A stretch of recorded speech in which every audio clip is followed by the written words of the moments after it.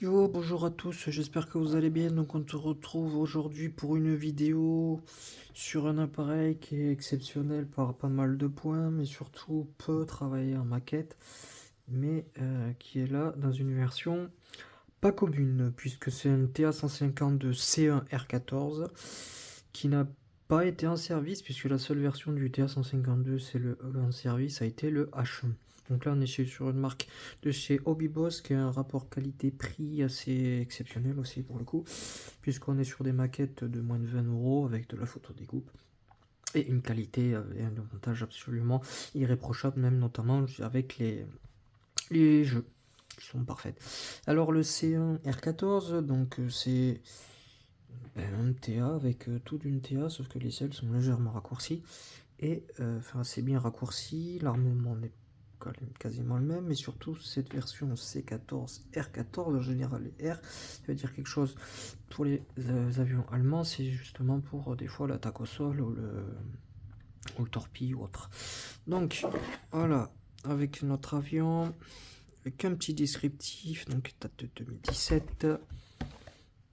Pareil là, si on a hop, cette partie là, camouflage qui va être quand même assez compliqué à faire parce que les Allemands sont quand même réputés pour avoir des camouflages assez compliqués.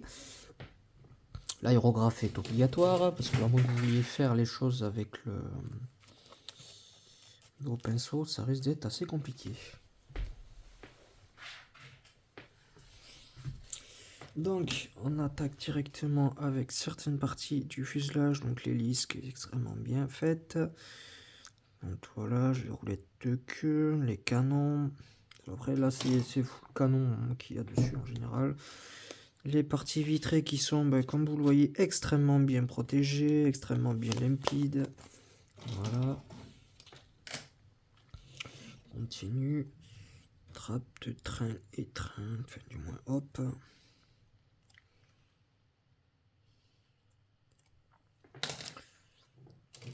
Différents capots.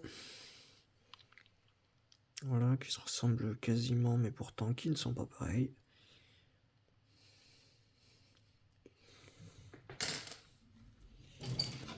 La torpille. Avec son point d'emport.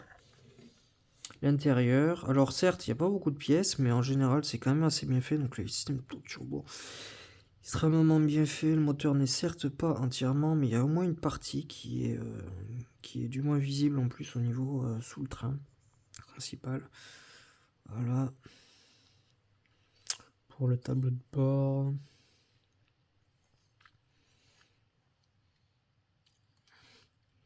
Alors il y a l'équivalent effectivement en photo découpe, mais même juste en forme de boîte, c'est extrêmement bien fait quand même.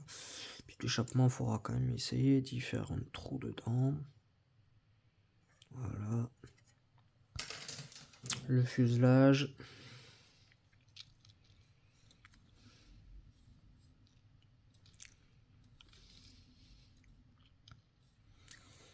Voilà. Une partie de l'aile. Dessous de l'aile.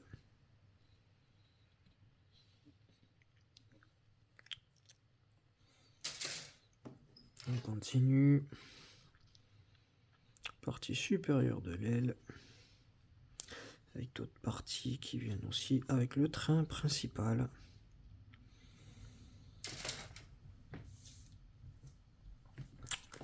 La photo découpe, donc il y a les brelages, les pédales et autres. Les décalques, tableau de bord et pour faire la maquette. Profil couleur, donc le voilà avec la derrière. Voilà, pour ça que je vous dis que ça va être compliqué à faire. Et qu'il faut absolument l'aérographe.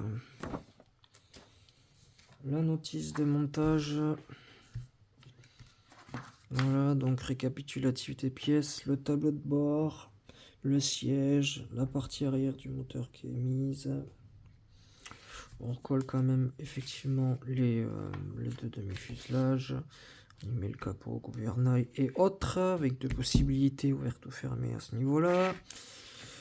On y met la verrière, les hélices, enfin l'hélice. Là, on attaque avec le train principal, avec les supports et les les canons. Voilà, donc comme on peut le voir, c'est quand même une maquette extrêmement simple, mais assez bien détaillée pour le coup. Un rapport qualité-prix qui est quand même exceptionnel. Il n'y a vraiment clairement pas besoin de rajout pour l'aftermarket à ce niveau-là. Il n'y en a vraiment pas besoin. La maquette de base est déjà très jolie. Donc voilà pour cette petite vidéo un peu plus courte du fait du nombre de pièces. Les autres seront sûrement plus longues, elles seront faites un peu plus tard. En tout cas, si ça vous a plu, n'hésitez pas à liker, à partager et surtout à vous abonner, c'est très important. Et puis moi je vous dis à plus, tchuss!